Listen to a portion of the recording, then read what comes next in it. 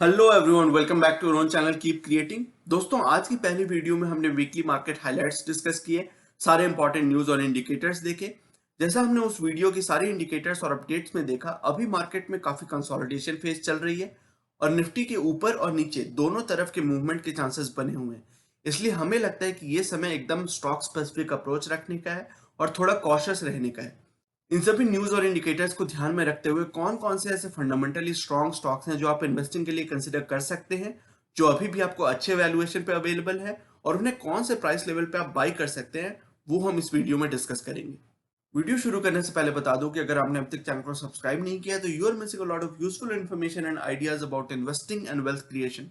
आपके subscription, likes और comments से मुझे और भी मोटिवेशन मिलती है और मैं आपके सजेस्ट किए हुए टॉपिक्स पे भी वीडियोस क्रिएट करने की कोशिश करता रहता हूँ। तो just smash the like button, subscribe to the channel और साथ ही नोटिफिकेशन बेल दबाना मत भूलिए ताकि आगे आने वाली एक भी वीडियो को आप मिस ना करें। आप हमें फेसबुक, ट्विटर और टेलीग्राम पर भी फॉलो कर सकते हैं ताकि आपकी नॉलेज और भी एनहांस हो सके और आपके पास नोटिफिकेशंस और भी जल्दी पहुंच सके।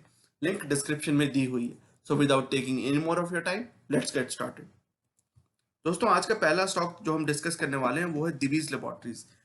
केवल इंडिया में ही नहीं, ग्लोबल स्केल पे एपीआई मैन्युफैक्चरिंग, जो एक्टिव फार्मास्यूटिकल इंग्रेडिएंट होता है, वो बनाने वाली ग्लोबल कंपनीज में एक बहुत ही स्ट्रॉन्ग प्लेयर है दिवीज लेबोरेटरीज। जैसा हमने best pharma and health care stocks की डिस्कशन की थी जिस वीडियो में, तो उसमें हमने दिवीज लेबोरेटरीज पे काफी डिटेल डिस्कशन की थी।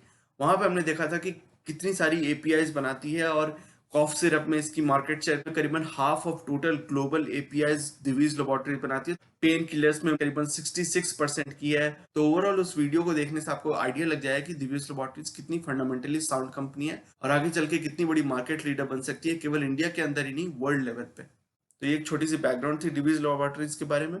डिवीज लैब्स की मार्केट कैपिटलाइजेशन है करीबन 81,000 करोड़ के आसपास। इसकी डिविडेंड यील्ड है 0.52। तो अभी तो डिविडेंड यील्ड उतनी कोई हैंडसम नहीं है, बट आगे चल के जैसे कंपनी ग्रो करती है, जैसे जैसे आगे चल के फ्यूचर में ये कंपनी और बड़ी बनती है, तो इसकी डिविडेंड यील्ड भी इंप्रूव हो सकती है और अच्छी डिविडेंड यील्ड ये प्रोवाइड कर सकती है। अभी ये कंपनी अपनी ग्रोथ में पैसे लगा रही है, इन्वेस्ट कर रही है, इसलिए इसकी डिविडेंड यील्ड थोड़ी कम आपको दिख रही है। बीटा इसकी 0.55 है। तो जो हमारे नए व्यूअर्स हैं, जो व्यूअर्स हमारी वीडियोस पहली बार देख रहे हैं, उनके लिए मैं एक बार क्विकली रिवाइज कर देता हूँ कि बीटा एक ऐसा मेट्रिक है जो वो दिखाता है कि ओवरऑल मार्केट से ये स्टॉक कम वॉलेटाइल है या ज्यादा वॉलेटाइल है। इसको हम ऐसे यूज करते हैं कि जब बीटा 1 से कम होती है तो हम मानते हैं कि वो पर्टिकुलर स्टॉक, जिस स्टॉक की हम बात कर रहे हैं, वो ओवरऑल मार्केट से कम वॉलेटाइल है। और जब बीटा 1 से ज्यादा होती है तो हम मानते हैं कि वो स्टॉक ओवरऑल मार्केट से ज्यादा वॉलेटाइल है। तो आप देख सकते हैं कि बीटा इसकी 0.55 है, तो मार्केट से काफी कम वॉलेटाइल है। ऑलमोस्ट हाफ लेवल की वॉलेटिलिटी है compare to the overall market Divi's Laboratories की। इंडस्ट्री की पी है 36-37 के आसपास और ये आपको 51 की थोड़ी प्रीमियम वैल्यूएशन पे मिल रहा है। डिलीवरी परसेंटेज इसकी कम है, 20% से भी कम है, जो कि ये दिखाता है कि अभी भी इस लेवल पे इसमें थोड़ी ट्रेडिंग एक्टिविटी चल रही है। हालांकि मुझे लगता है, और हम चार्ट्स पे भी देखे हैं, कि ये एक डिसेंट लेवल है। बहुत अट्रैक्टिव लेवल तो नहीं है, बट डिसेंट लेवल है डिवीज लेबोरेटरीज को एक्यूमुलेट करने के लिए। डिलीवरी परसेंटेज थोड़ी कम है, तो जो है आपके सामने आपको दिख रहा है। चूंकि डिलीवरी परसेंटेज थोड़ी कम है, तो आगे आने वाले दिनों में आपको कुछ वॉलेटिलिटी दिख भी सकती है इस स्टॉक में, जिस वॉलेटिलिटी का फायदा उठा सकते हैं।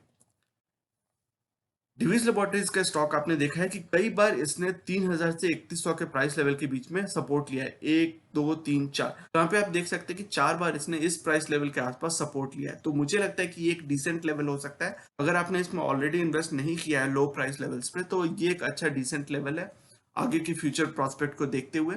लेकिन आप अगर थोड़ा वेट करना चाहते हैं तो 2300 से 2400 का लेवल काफी अट्रैक्टिव हो सकता है। हालांकि कुछ ही दिनों में नियर टर्म में इसमें इतनी गिरावट आ जाएगी, इसके चांसेस कम लग रहे हैं। अच्छी फंडामेंटली साउंड कंपनी है, तो हो सकता है कि इतनी गिरावट इसमें ना आए। तो आप इस रेंज के बीच में जहां पे भी कंफर्टेबल हो वहां पे आप इन्वेस्टमेंट अपनी कंसिडर कर सकते हैं, अगर इसमें ऑलरेडी आपकी इन्वेस्टमेंट नहीं है तो। दूसरी कंपनी जिसकी हम बात करने वाले हैं वो है गैलेक्सी सर्फेक्टेंट्स। गैलेक्सी सर्फेक्टेंट्स बहुत सारी इंडस्ट्रीज को केटर करता है। ये beauty and health care sectors की कंपनी से लेके क्लीनिंग एजेंट्स और डिसइंफेक्टेंट्स और ये सब बनाने वाली कंपनीज तक को केटर करता है। तो बहुत ही वाइड रेंज ऑफ ऑडियंस है इसकी, बहुत ही वाइड रेंज ऑफ क्लाइंट्स हैं। अभी भी गैलेक्सी सर्फेक्टेंट्स एक स्मॉल कैप कंपनी है, जो आप देख सकते हैं कि मार्केट कैपिटलाइजेशन इसकी केवल 6,000 करोड़ की है, तो स्मॉल कैप कंपनी है डेफिनेटली। डिविडेंड यील्ड ठीक ठाक सी है, डिसेंट सी 0.84% की डिविडेंड यील्ड है। 0.56 की बीटा है, तो मार्केट से काफी कम वॉलेटाइल है ये स्टॉक। इंडस्ट्री की पी है 49 के आसपास और इतनी अच्छी कंपनी, आपको साउंड फंडामेंटल्स वाली कंपनी, इंडस्ट्री की पी से डिस्काउंट में मिल रहा है। 33 के पी पे करंटली ये स्टॉक आपको अवेलेबल है। डिलीवरी परसेंटेज कितनी शानदार, बहुत ही हेल्दी 65% की ऑलमोस्ट डिलीवरी परसेंटेज है, जो ये दिखाता है कि इस प्राइस लेवल पे लोग भर भर की इसकी डिलीवरी उठा रहे हैं और लॉन्ग टर्म इन्वेस्टिंग के लिए इसको अपने अकाउंट में इसकी डिलीवरी ले रहे हैं।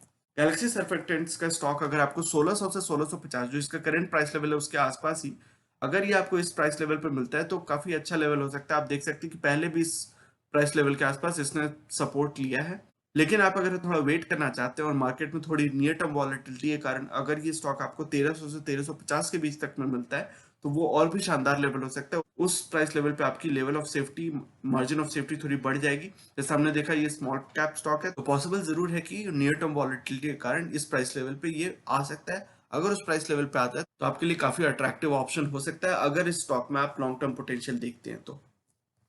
HDFC लाइफ बहुत ही शानदार कंपनी है, one of the best fundamentals वाली कंपनी है when it comes to insurance sector. और आपको पता होगा कि प्राइवेट सेक्टर की जो लाइफ इंश्योरेंस कंपनीज है उसमें मेरा मनपसंद स्टॉक HDFC लाइफ है। काफी साउंड फंडामेंटल्स वाली कंपनी है। आज की वीकली मार्केट रैपअप में हमने इसके रिजल्ट्स भी डिस्कस किए थे Q2 के, जिसमें हमने देखा था कि इसकी प्रीमियम से आने वाली जो इनकम है, नेट प्रीमियम इनकम, वो काफी अच्छी ऑलमोस्ट 35-36% की ग्रोथ आई थी कंपेयर टू लास्ट ईयर। तो इतनी शानदार, इतनी हेल्दी ग्रोथ इसने दिखाई है, मुझे लगता है कि आगे चल के इसकी काफी मार्केट शेयर बढ़ सकती है in the Indian life insurance sector, जिसके कारण मुझे लगता है कि इसकी ग्रोथ ट्रेजेक्टरी काफी शानदार दिख रही है। अर्निंग्स पोटेंशियल, अर्निंग्स की ग्रोथ पोटेंशियल काफी रोबस्ट दिख रही है। HDFC लाइफ की करंट मार्केट कैपिटलाइजेशन है करीबन 1,14,000 करोड़ के आसपास। डिविडेंड यील्ड 0 है, इसने आसपास में कोई भी डिविडेंड पे नहीं किया। अभी ये अपने ग्रोथ पे फोकस कर रही है। साथ ही साथ आपने देखा होगा कि फाइनेंशियल सेक्टर की कंपनीज अभी डिविडेंड पे नहीं कर रही है as per RBI recommendation. Beta इसकी 1.08 है, तो चूंकि फाइनेंशियल सेक्टर के रिलेटेड ये स्टॉक है तो ऑब्वियसली बीटा इसकी 1 से थोड़ी ज्यादा है, मार्जिनली ज्यादा है।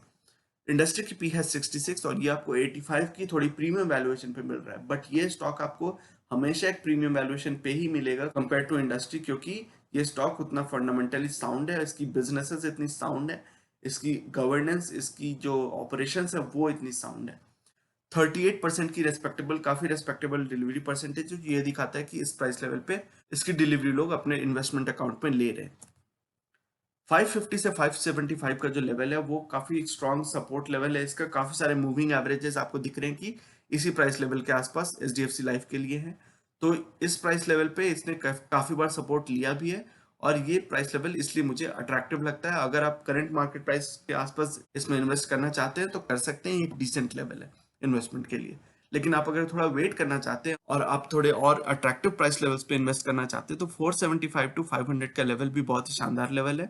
उस प्राइस लेवल पे आपकी लेवल ऑफ सेफ्टी और भी बढ़ जाएगी, जिसमें आप इस फंडामेंटली स्ट्रॉन्ग स्टॉक में और हैवी लेवल पे एक्यूमुलेशन कर सकते हैं। हमारा अगला स्टॉक है ब्रिटानिया। FMCG सेक्टर में इंडियन ग्रोन बिजनेसेस में one of the very favourite stocks मुझे लगता है ब्रिटानिया। इसकी बिस्किट्स, केक्स, कॉन्फेक्शनरीज वगैरह की जो बिजनेस है, और केवल वही नहीं, ये डेयरी प्रोडक्ट्स में भी, घी, क्रीम, चीज वगैरह में भी इसके प्रोडक्ट्स आते हैं। तो ब्रिटानिया एक बहुत ही जाना माना ब्रांड है। हमारे हाउस होल्ड्स में, डोमेस्टिक लाइफ में ब्रिटानिया के प्रोडक्ट्स हम जरूर यूज करते हैं ऑन अ डेली बेसिस। आज की वीकली मार्केट रैपअप में हमने इसके Q2 रिजल्ट्स भी डिस्कस किए थे और Q2 रिजल्ट हालांकि इसके अच्छे आए हैं। इसकी प्रॉफिटेबिलिटी भी 20% से ज्यादा है, उसमें आई है 23% की नेट प्रॉफिट इसकी बढ़ी है कंपेयर टू लास्ट ईयर। लेकिन स्ट्रीट एक्सपेक्टेशंस थी कि ये प्रॉफिटेबिलिटी परसेंटेज करीबन 25-28% के आसपास होगी। तो चूंकि स्ट्रीट एक्सपेक्टेशन से कम थी तो इस स्टॉक में काफी गिरावट आई है इस हफ्ते, इसलिए मैंने इसको यहाँ पे इंक्लूड किया क्योंकि ये अब एक अट्रैक्टिव प्राइस लेवल पे आपको मिल रहा है। तो ब्रिटानिया के मार्केट कैपिटलाइजेशन है करीबन 83-84,000 करोड़ के आसपास। डिविडेंड यील्ड भी काफी रेस्पेक्टेबल है, काफी डिसेंट है। 1.01% की काफी हेल्दी डिविडेंड यील्ड है। 0.76 की इसकी बीटा है, जो ये दिखाता है कि मार्केट से काफी कम वॉलेटाइल स्टॉक है। इंडस्ट्री की पी है 65 और ये आपको इंडस्ट्री की पी से डिस्काउंट पे मिल रहा है। यूजुअली आप देखेंगे कि FMCG की जो मार्केट प्लेयर्स है वो इसी पी के आसपास या 70 की पी के आसपास भी मिलते हैं, बट ये आपको अभी के प्राइस लेवल पे डिस्काउंट पे मिल रहा है, 48 की पी पे मिल रहा है। 37% की हेल्दी डिलीवरी परसेंटेज है। यह स्टॉक आपको जो करंट मार्केट प्राइस है इसका इस लेवल के बीच में ही है, 3400 टू 3500 का लेवल एक अट्रैक्टिव प्राइस लेवल है। अभी आपको दिख रहा हो कि मार्केट में काफी गिरावट के बाद इस स्टॉक में इस प्राइस लेवल पे काफी कंसोलिडेशन भी आ रही है। पिछले 2-3 दिनों से ये स्टॉक 3400 3500 के आसपास कंसोलिडेट कर रहा है और इसने इस प्राइस लेवल पे पहले भी सपोर्ट लिया है। तो ये प्राइस लेवल मुझे एक डिसेंट प्राइस लेवल लगता है। अगर आप इसमें ऑलरेडी इन्वेस्टेड नहीं है तो आप इसमें एंटर कर सकते हैं इस प्राइस लेवल पे। लेकिन आप अगर थोड़ा वेट करना चाहते हैं और अगर मार्केट में कुछ ऐसे सेंटिमेंट्स डेवलप होते हैं जिसके कारण ये स्टॉक और नीचे आता है, तो 2750 से 2900 का जो प्राइस लेवल है वो भी एक अच्छा सपोर्ट लेवल है। वहां पे आप इन्वेस्टमेंट इसमें और अग्रेसिवली कंसिडर कर सकते हैं अगर उस प्राइस लेवल पे ये आता है तो। हमारा आज का अगला और आखिरी स्टॉक है शीला फोम। आपको शीला फोम एक्चुअली नाम से शायद उतना नहीं पता होगा, बट स्लीपवेल मैट्रेसेस आपको जरूर पता होंगे। तो इंडिया की जो ऑर्गेनाइज्ड मैट्रेस इंडस्ट्री है उसमें करीबन 25% का मार्केट शेयर है शीला फोम का, जिसको हम स्लीपवेल मैट्रेस के नाम से ज्यादा बेहतर जानते हैं। तो ये एक स्मॉल कैप कंपनी है। इसकी मार्केट कैपिटलाइजेशन है करीबन 6200 करोड़ के आसपास। डिविडेंड यील्ड 0 है। अब ये चूंकि एक स्मॉल कैप कंपनी अपनी ग्रोथ में पैसे लगा रही है। आप यूजुअली देखें कि जो स्मॉल कैप कंपनीज होती हैं, अनलेस दे आर पीएसयूज, अगर पीएसयूज होती हैं तो वो डिविडेंड पे करती हैं, बट यूजुअली जो स्मॉल कैप कंपनीज अगर प्राइवेट कंपनीज हुई तो वो उतना डिविडेंड पे नहीं करती, क्योंकि अभी वो छोटी कंपनीज हैं, वो अपनी ग्रोथ में पैसा लगा रही हैं, री इन्वेस्ट कर रही हैं कैपिटल अपने ग्रोथ के लिए, डिविडेंड उतना पे नहीं करती। तो वही हमें यहाँ पे भी दिख रहा है, डिविडेंड यील्ड इसकी 0 है। अभी ये सारे के सारे अभी जो कैपिटल इसकी रिटर्न आ रही है, आरओसी आरओई से जो भी इसकी इन्वेस्टमेंट की रिटर्न आ रही है वो अपनी ग्रोथ में इन्वेस्ट कर रही है। बीटा इसकी 0.37 है, तो आप देख सकते हैं कि काफी कम वॉलेटाइल है कंपेयर टू मार्केट। हालांकि नियर टू मीडियम टाइम में आपको दिखेगा कि स्टॉक में काफी ज्यादा गिरावट आई है और काफी इसकी अभी जो प्राइस लेवल से काफी अट्रैक्टिव है। तो अभी तो आपको ऐसा नहीं लगेगा कि ये मार्केट से कम वॉलेटाइल है, बट ओवरऑल अगर लॉन्ग टर्म पर्सपेक्टिव की बात करें तो यूजुअली लॉन्ग टर्म में ये मार्केट से काफी कम वॉलेटाइल रहता है। 0.37 की बीटा यूजुअली आपको देखने में नहीं मिलेगी, बहुत ही रेयर होती है इतनी कम बीटा। इंडस्ट्री की पी है 24 के आसपास। ये आपको थोड़े प्रीमियम वैल्यूएशन, ऑलमोस्ट इंडस्ट्री के डबल पी पे मिल रहा है 47 की पी पे। बट उस प्राइस लेवल पे आप देख सकते हैं, इस प्राइस लेवल और इस पी लेवल पे 78% की कितनी धाकड़, कितनी शानदार डिलीवरी परसेंटेज, जो ये दिखाता है कि इस प्राइस लेवल पे भर भर के लोग इसमें इन्वेस्टमेंट कर रहे हैं और लॉन्ग टर्म इन्वेस्टमेंट कर रहे हैं, अपने लॉन्ग टर्म इन्वेस्टमेंट अकाउंट में इसकी डिलीवरी ले रहे हैं। अब देख सकते हैं कि ये स्टॉक ऑलमोस्ट आपको मार्च की लोज के आसपास मिल रहा है, बहुत नजदीक आ गया अपने मार्च लोज के आसपास। अब देख सकते हैं कि मार्च में ये करीबन 1150 1200 के लेवल से पहुंच गया था। अभी इसकी जो प्राइस चल रही है वो इसी प्राइस रेंज के बीच में है, 1250 से 1225 के लेवल के बीच में। तो ये एक अट्रैक्टिव प्राइस लेवल है। इन्वेस्टमेंट अगर आपने ऑलरेडी स्टार्ट नहीं किया है इसमें, तो आप इसमें इन्वेस्टमेंट कर सकते हैं। जिन लोगों ने इसमें थोड़ी ऊपर में इन्वेस्टमेंट की है वो लोग होल्ड कर सकते हैं। साउंड फंडामेंटल्स वाली कंपनीज हैं, डेट टू इक्विटी इसकी काफी कंट्रोल्ड है। ओवरऑल आप इसकी लॉन्ग टर्म पर्सपेक्टिव से अगर ROC ROE return ratios financial ratios अगर देखेंगे तो आपको साउंड फंडामेंटल्स वाली कंपनी दिखेगी। तो इस कंपनी में मुझे फ्यूचर के लिए अच्छी ग्रोथ दिखती है। जैसे जैसे इनऑर्गेनाइज सेक्टर से ऑर्गेनाइज सेक्टर की जो शिफ्ट होगी तो इस कंपनी को उसका फायदा मिलेगा। अपने सेक्टर में मार्केट लीडर है, तो इस कंपनी के साथ आप लॉन्ग टर्म में स्टिक कर सकते हैं अगर आप इसमें लॉन्ग टर्म पोटेंशियल देखते हैं तो आप घबराएं नहीं। अगर आपने ऊपर के लेवल पे अगर इसमें इन्वेस्ट किया है तो आप घबराएं नहीं, ये उस प्राइस लेवल पे फिर से आ सकता है। अगर आपकी कैपेबिलिटी है, अगर आप अफोर्ड कर सकते हो तो नीचे के प्राइस लेवल्स पे आप इसको अच्छे प्राइस लेवल पे उठा सकते हो, एवरेज कर सकते हो। लॉन्ग टर्म में अगर आपकी पर्सपेक्टिव 4 5 10 ईयर्स की है तो ये स्टॉक आपको अच्छे रिटर्न से रिवॉर्ड कर सकता है।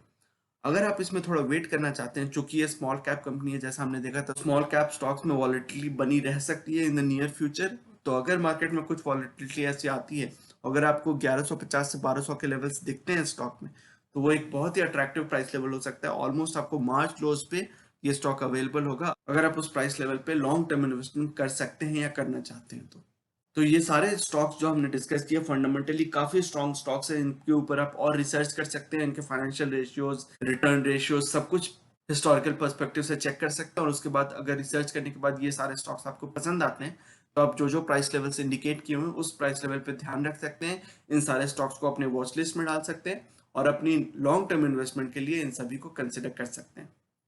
तो दोस्तों ये था आज का वीडियो। ये सेइंग जो कि है नॉलेज इज पावर सुप्रीम, ये इस चैनल का मिशन है जो कि है आप तक सही नॉलेज पहुंचाना। आगे आने वाली हर वीडियो में हम बहुत सारी इंटरेस्टिंग टॉपिक्स को डिस्कस करेंगे और मैं आपके लिए यूजफुल आइडियाज और टॉपिक्स लाता रहूंगा। इसी तरह हर वीकेंड हम वीकली मार्केट अपडेट्स और अपने views about the current market situation भी डिस्कस करते रहेंगे। So you should definitely subscribe to the channel and remain posted for further updates. अगर आज की वीडियो कंटेंट आपको पसंद आया है तो वीडियो करें लाइक। अगर आपको लगता है कि इस इन्फॉर्मेशन से किसी की मदद हो सकती है तो इसे अपने दोस्तों और फैमिली मेंबर्स के साथ शेयर करें और चैनल को करें सब्सक्राइब। मिलते हैं अपने अगले वीडियो में एक और टॉपिक के डिस्कशन के साथ। तब तक के लिए take care and see you soon. Bye bye.